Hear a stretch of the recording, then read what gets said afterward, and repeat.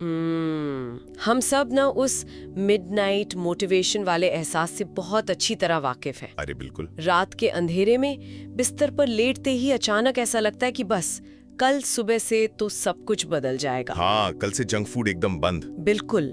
और रोज कसरत शुरू, मतलब जिंदगी पूरी तरह से ट्रैक पर आ जाएगी।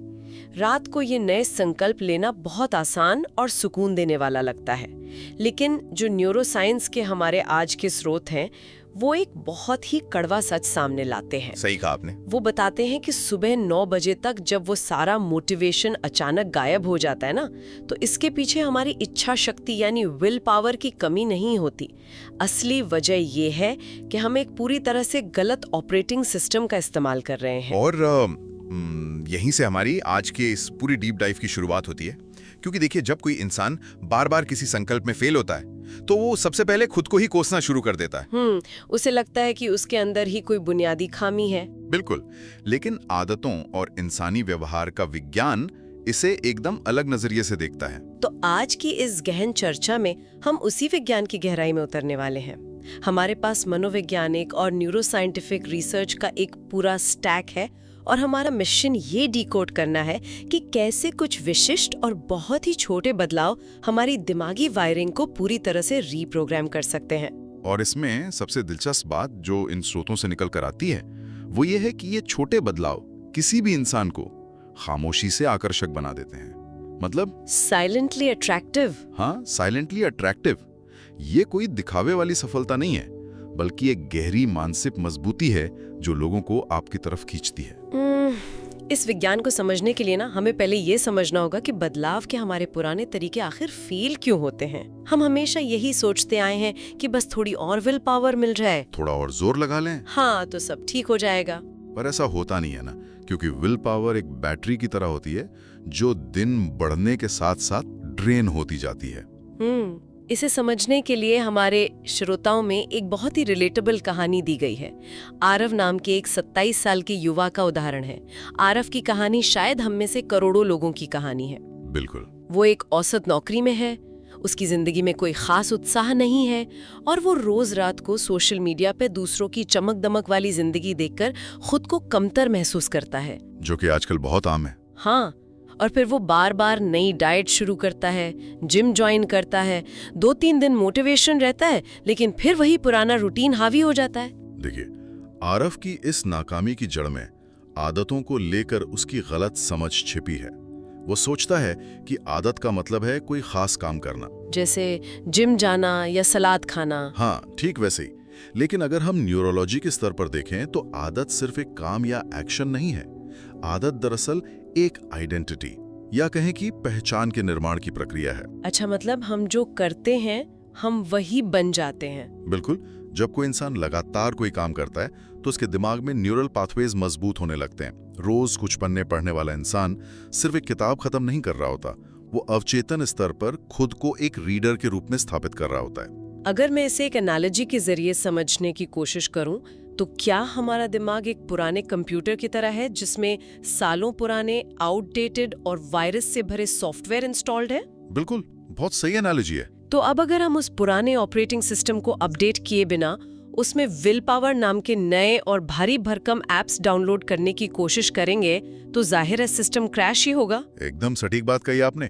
अगर बैकग्राउंड में पुराना कोड चल रहा है जो ये मानता है कि मैं तो आलसी हूँ या मुझसे कोई काम पूरा नहीं होता, तो नया इंटरफेस कुछ नहीं बदल सकता। हमें उस बेस लेवल पर रीवायरिंग की जरूरत होती है। हाँ, और न्यूरोसाइंस के अनुसार इस दिमागी सॉफ्टवेयर को अपडेट करने का सबसे बेहतरीन, सबसे संवेदनशील मौका हमें हर दिन सुबह सुबह मिलता है। तो चलिए उसी सुबह के समय पर बात करते हैं।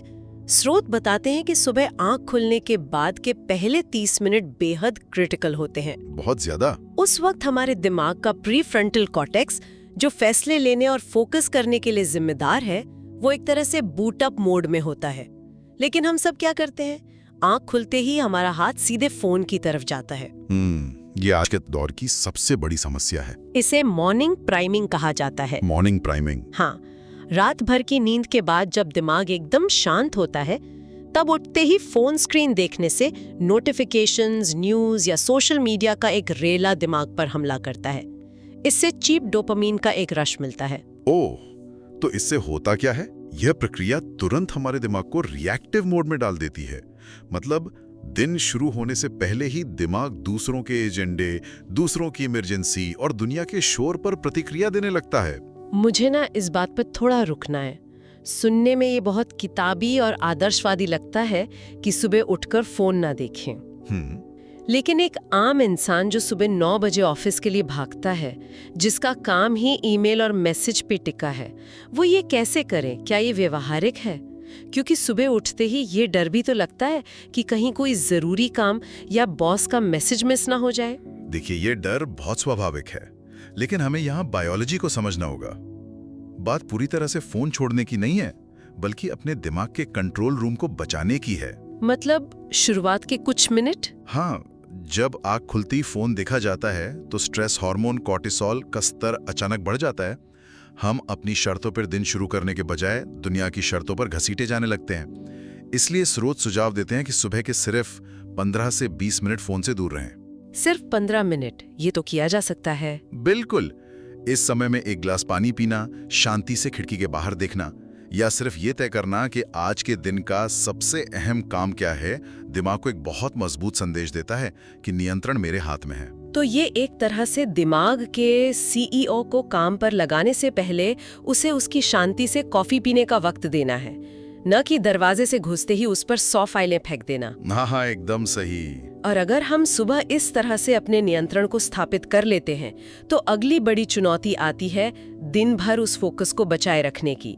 स्रोतों में एक आंकड़ा है जो सच में डराने वाला है। वो 96 बार वाला? हाँ, एक औसत इंसान दिन में 96 बार अपना फोन चेक करता है।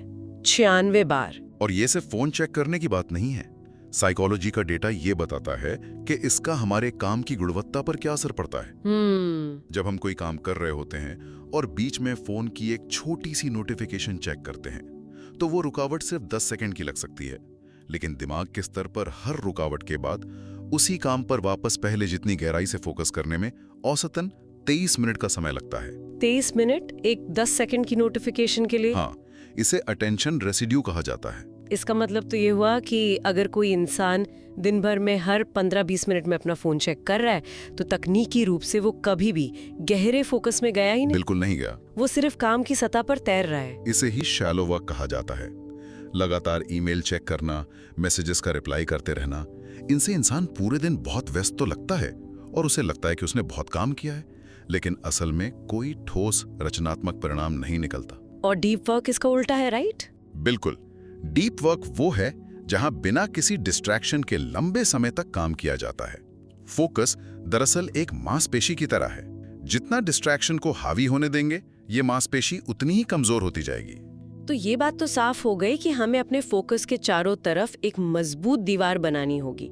लेकिन ईमानदारी से कहूँ तो कई बार जब मैं अपना फोन दूर रख देती हूँ और किसी मुश्किल काम को करने बैठती हूँ, तो वो खामोशी मुझे और डराती है। एंजाइटी होने लगती है। हाँ, वो काम इतना बड़ा लगता है कि मैं बस स्क्रीन को घूरती रहती हूँ। फोकस बचा लेना ही तो काफी नहीं है ना। उस मुश्किल काम को शुरू करने की जो झिझक है, उसे कैसे पार किया जाए? ये एक बहुत ही अहम मनोवैज्ञानिक बाधा है। हमारा दिमाग स्वाभाविक रूप से दर्द, असुविधा या बहुत ज्यादा ऊर्जा खर्च होने वाले कामों से बचना चाहता है। ये इवोल्यूशन का हिस्सा है। दिमाग हमें बस सुरक्षित रखना चाहता है। तो इसका समाधान क्या है? स्रोतों में जो तरीका बताया गया है वो ये है कि हमें रोज जानबूझकर एक ऐसा काम करना चाहिए जो हमें असुविधाजनक लगे। जैसे कि? चाहे वो किसी मीटिंग में अपनी बात रखना हो, कोई कठिन बातचीत करना हो, या फिर वो काम शुरू करना हो जिसे हम हफ्तों से टाल रहे हैं। यानी हमें अपने नर्वस सिस्टम को ये सिखाना है कि असुविधा से कोई खतरा नहीं है। ठीक, यही बात है। जब हम जानबूझकर थोड़ी असुविधा सहते हैं, तो नर्वस सिस्टम को एक संदेश मिलता है कि मैं इस चुनौती को संभाल सकता हूँ। हर बार जब हम झिझक के बावजूद कोई कदम उठाते हैं, तो हम उस डर के न्यूरल पाथवे को कमजोर कर रहे होते हैं और हिम्मत के नए रास्ते बना रहे होते हैं। असुविधा कुछ मिनटों या घंटों की होती है, लेकिन उससे मिलने वाला आत्मविश्वास स्थायी बन जाता है। बिल्कुल। इसी से जुड़ा एक और मेंटल ब्लॉक है जो अक्सर हमें भारी महसूस कराता है। हमारे स्रोतों में ज़ाइगार्निक इफेक्ट का जिक्र किया गया है। जब मैं इसके बारे में पढ़ रही थी तो मुझे ये बहुत ही दिलचस्प लगा। हाँ, वो बहुत ही क्लासिक स्टडी है। ये कहता है कि हमारा दिमाग उन कामों को ज्यादा याद रखता है जो अधूरे रह गए हैं, बजाय उन कामों के जो पूरे हो चुके हैं। ये मनोविज्ञान का एक बहुत ही शानदार सिद्धांत है। इसकी खोज रूसी मनोवैज्ञानिक ब्लूमा ज़ैगार्निक ने की थी।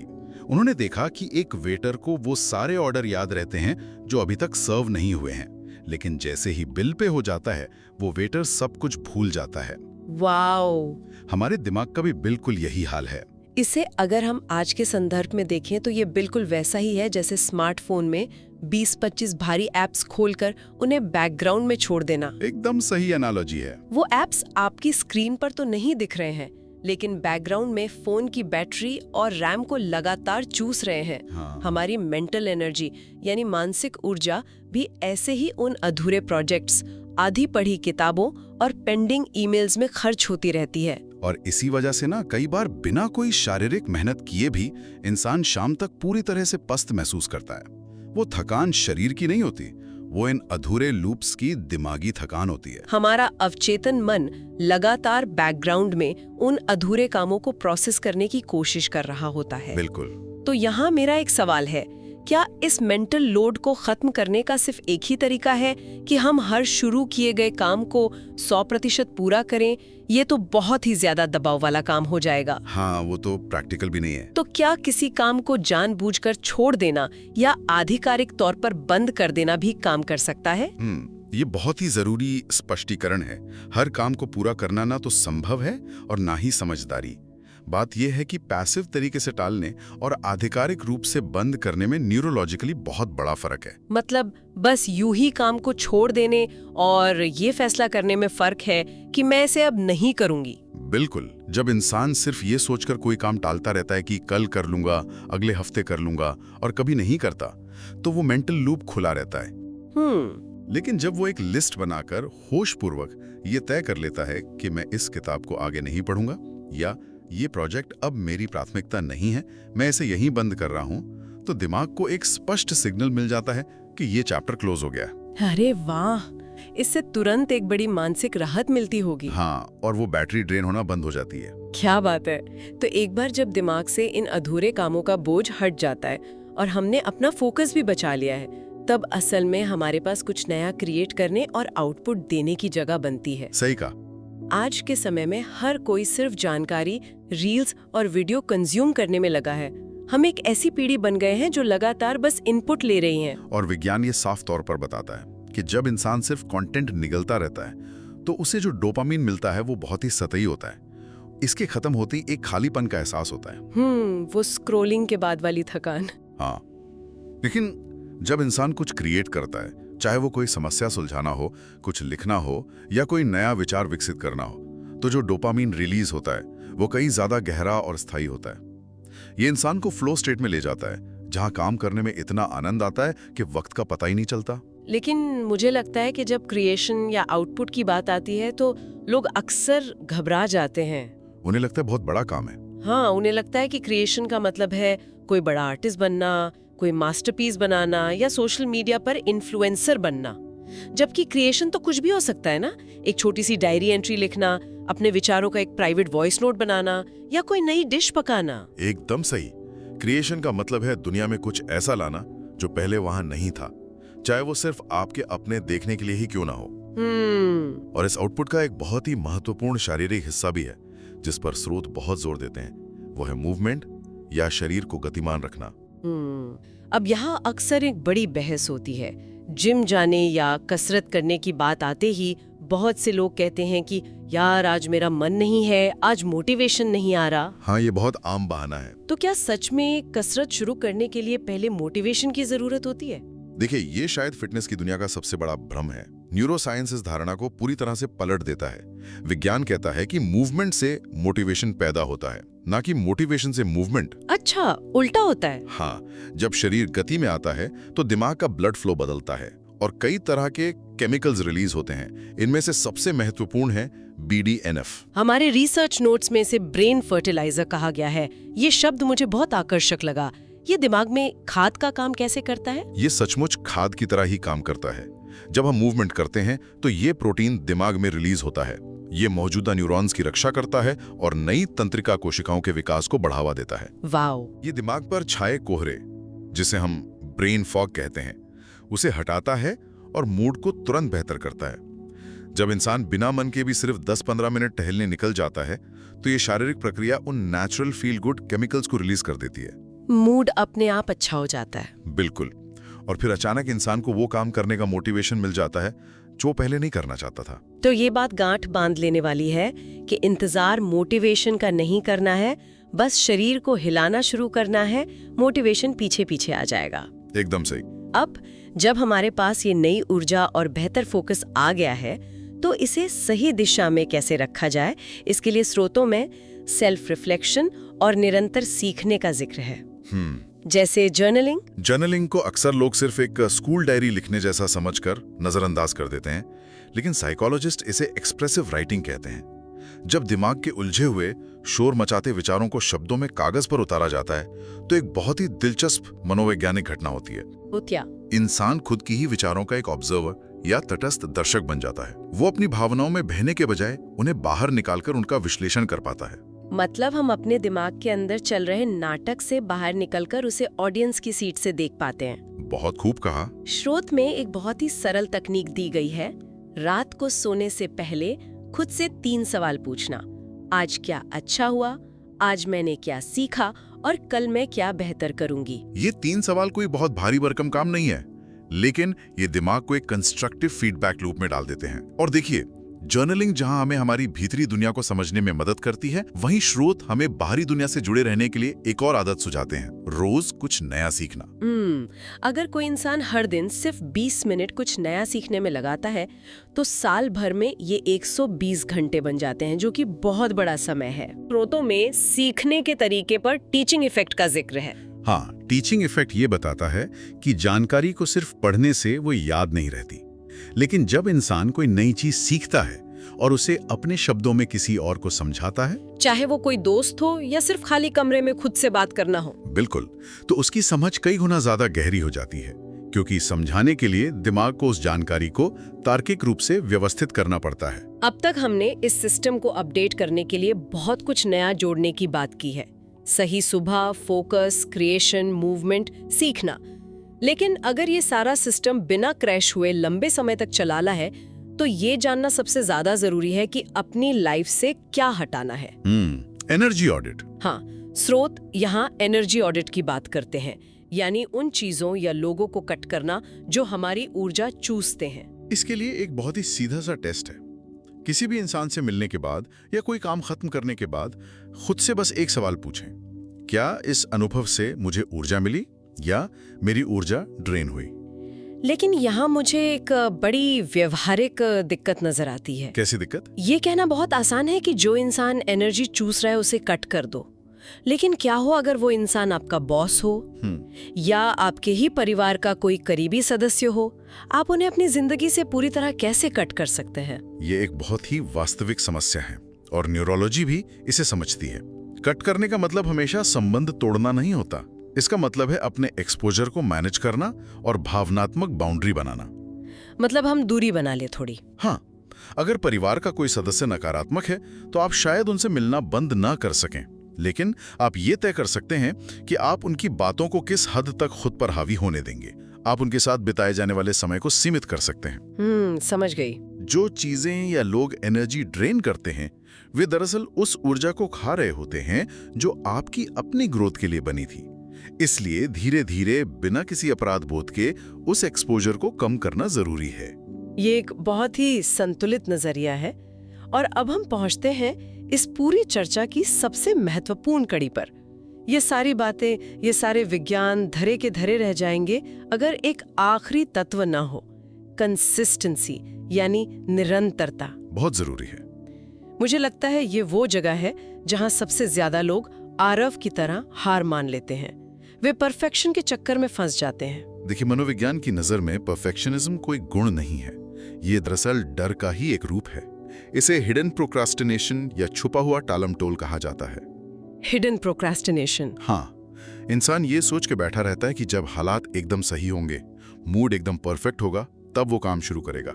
और वो परफेक्ट वक्त कभी नहीं आता। यहाँ मुझे गणित का वो नियम याद आता है जिसे 1% डेली इम्प्रूवमेंट कहते हैं। अगर कोई रोज सिर्फ 1% भी बेहतर होता है तो कंपाउंड इफेक्ट के कारण साल भर में वो 37 गुना बेहतर बन जाता है। 37 गुना।